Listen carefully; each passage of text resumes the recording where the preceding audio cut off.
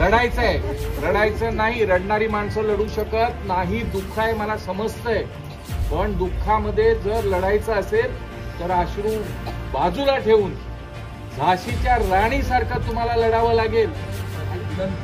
उद्यापासून कोणासमोर पण तुम्ही अश्रू घालणार नाही.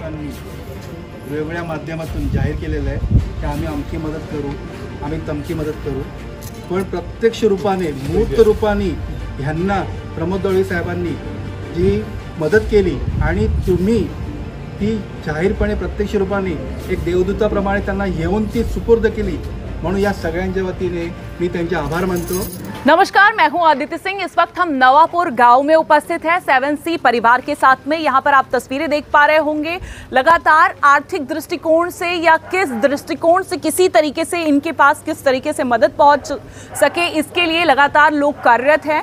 यहां पर आप देख पा रहे होंगे ये आंदोलनकारी भूमिपुत्र हैं वसई करके, जो इनके साथ में यहाँ पर आर्थिक दृष्टिकोण से अभी पहला कदम इन्होंने बढ़ाया है। बता दें, अभी कुछ दिनों पहले यहाँ पर ये लोग भेंट हुई थी और जिसके बाद से तमाम लोगों का फ़ोन इन्हें आना शुरू हुआ, जिसमें से पालघर के भूमिपुत्र हैं, उनका नाम प्रमोद मुकुंद दळवी है।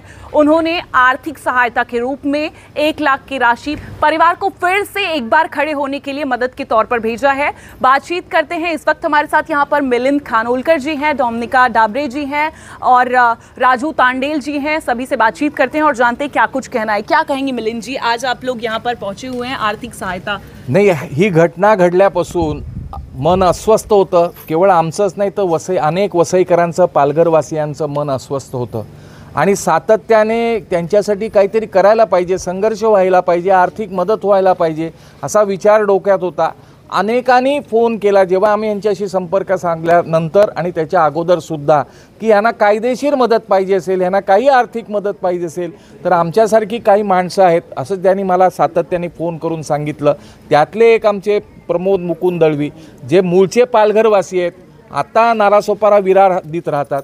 त्यांनी मला अगोदरपासून सांगितलं आणि ह्या पुढेही सांगितलं की ह्यांचा न्यायालयाचा खर्च मी स्वतः ह्या पुढेही करीन. त्यांनी आज बरेच चर्चा केल्यानंतर आमच्याकडे दीप्ती मॅडमशी आम्ही संपर्कात होतो. आम्ही चर्चा केल्यानंतर आम्ही बसलो आणि विचार केला की हे जे आपल्याला कोणतरी दान ह्यांच्यासाठी, मदत ह्यांच्यासाठी, पुनर्वसनासाठी जे देते ती नेऊन द्यायला पाहिजे की नाही. आणि मग निर्णय घेतला की आपण ही मदत त्यांना पोचवली पाहिजे.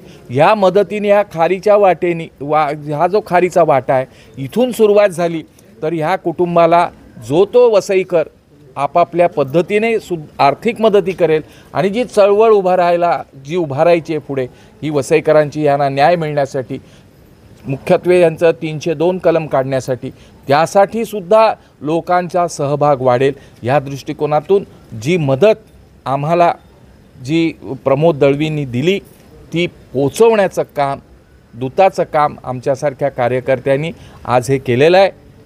त्यांना आव्हान केलेलं आहे की ह्याच्या पुढे डोळ्यातून अश्रू आपण काढायचे नाहीत.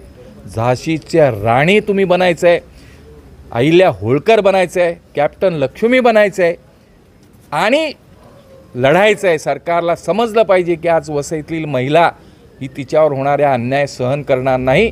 त्याचा जाब ह्या वसईकर जनता, वसईची महिला या सरकारला विचारेल. क्या कहेंगी डोमिनिका जी, इसके आगे की आप लोगों की लड़ाई किस तरीके से होने वाली है और आप इन्हें किस तरीके से आश्वासित करने वाली हैं? नाही, ही जी घटना घडलेली आहे ह्याचं दुःख केवळ या गावाला किंवा या कुटुंबाला नाही तर संपूर्ण वसई हळहळते. त्यांना खूप वाईट वाटलेला आहे. हा जो मोठा जो डोलारा उभा केलेला होता तो कोसळताना बघून म्हणजे लोकांना खूप वाईट वाटलेला आहे. आणि त्या दृष्टीने हे जे कुटुंब आहे, हे कुटुंब एकटं नाही तर संपूर्ण वसईकर त्यांच्याबरोबर आहे. ते अधिकृत आहे की अनधिकृत आहे तो नंतरचा प्रश्न आहे, पण ज्या प्रक्रियेने हे जायला हवं होतं ते न होता त्यांच्यावरती जो अन्याय झालेला आहे त्या अन्यायाविरुद्ध वाचा फोडण्यासाठी आम्ही सगळेजण एकत्र यायला आता तयार आहोत. मग त्या ठिकाणी आम्ही पक्ष बघणार नाही, जात बघणार नाही, धर्म बघणार नाही. सगळ्या संस्था आणि सगळे वेगवेगळे पक्ष जे आहेत त्या पक्षांना एकत्र घेऊन एक मोठा आंदोलन आम्ही उभारणार आहोत की त्या दृष्टीने त्यांच्यावरती जो अन्याय झालेला आहे तो अन्याय दूर करता येईल. विशेष म्हणजे ह्या कुटुंबातील 11 व्यक्ती कैदेमध्ये आहेत. त्यांना जे 302 कलम चुकीचं कलम लागलेलं आहे ते कलम कसं काढता येईल आणि त्यांना परत रितसर त्यांचं कसे पुनर्बांधणी करता येईल ह्या दृष्टीने या कुटुंबाच्या बरोबर राहण्याचा आम्ही निर्णय घेतलेला आहे आणि आता एकत्र येऊन सर्व पक्ष कार्यकर्ते आणि सर्व सामाजिक संस्थांचे कार्यकर्ते एकत्र येऊन लवकरच निर्णय घेऊन मोठं आंदोलन वसईभर उभारलं जाणार आहे। क्या कहेंगे तांडेल जी, जिस तरीके से आपका 7C परिवार के साथ में पारिवारिक संबंध रहा है शुरू से, तो इनकी ओर से आप लोगों को क्या कुछ अपील करना चाहेंगे या क्या कुछ कहेंगे?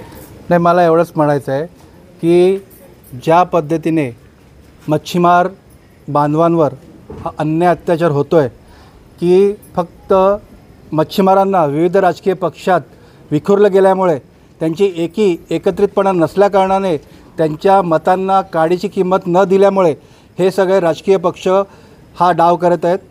मला ह्याच्यातून एवढंच सांगायचं आहे मुख्यमंत्र्यांना की त्यांना आमच्या मताची किंमत वाटत नसेल, पण येणाऱ्या विधानसभेत आम्ही त्यांना आमच्या मताची किंमत तर दाखवून देऊच।